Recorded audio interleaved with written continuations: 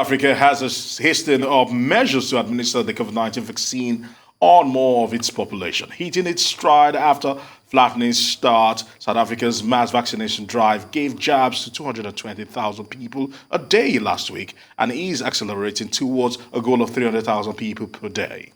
With large deliveries of doses arriving and some vaccines being assembled in the country, South Africa appears on track to inoculate about 35 million of its 60 million people by the end of the year and 40 million by February of 2022.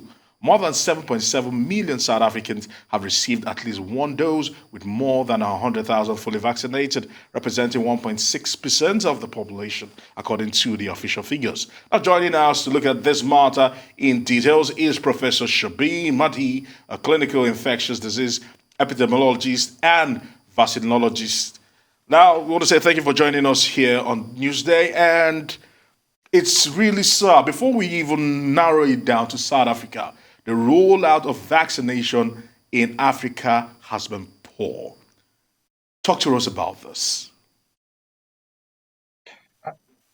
Yeah, good afternoon. So unfortunately, the rollout of vaccines, as you correctly pointed out, in Africa has been dismal up to now. Currently, less than 2% of the population of Africa have received at least a single dose of any COVID-19 vaccine, compared with a global average of roughly about 29%. And for many high-income countries, such as the United Kingdom, you've got vaccine coverage in the adult population that now exceeds 85%. So Africa, unfortunately, is really lagging behind, and there's a number of reasons for that, including the reality of vaccine nationalism. But at the same time, it also speaks about poor planning on behalf of governments of African countries to ensure that they could get some reasonable access to vaccines at a relatively early stage. And it also speaks to the unfortunate reality that we exist under, and that is that there's close to zero capacity to produce vaccines on the African continent. So the underinvestment in research and development over the past few decades on the African continent unfortunately puts us at the back of the queue and on a back foot when it comes to being able to gain access to these life-saving vaccines. Okay, Professor, you say we're unable to produce vaccines, and then there's vaccine nationalism. And I'm sure you would add on to that the capacity to even purchase those vaccines, even if they were made available to us. But with South Africa in particular, 220 people a day last week, and you're targeting 300,000 per day now. What's the secret behind the recent acceleration in South Africa? And I hear you're due to start assembling vaccines nationally in the near future. Yeah, so the vaccine production in South Africa is unlikely to materialize at least towards the middle of 2022. And even then, it will be really full and finished rather than manufacture from scratch. But the secret there's no secret to what's happened in South Africa. It's only after government came under immense pressure in January of this year that it decided then to start engaging in bilaterals with a number of different companies to try to gain access to vaccines over and above what was going to be coming forward from the COVAX facility. And those negotiations have now largely been successful, and that's the reason why there's a better security of supply of COVID-19 vaccines into the country. Yes, we are reaching those sort of targets of in the region of 250,000 vaccines being administered each day.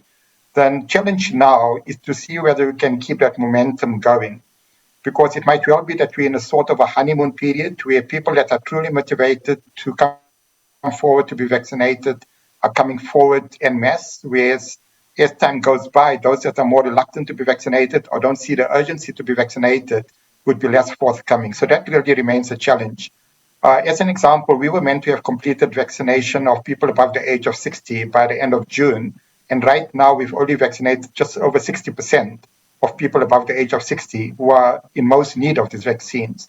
So we are showing great success in scaling up the vaccination rate. But I think the challenges remain even in South Africa. Right now, we've now vaccinated about 11% of the population have received at least a single dose of the vaccine. So that is progress, but still a far way to go. Okay.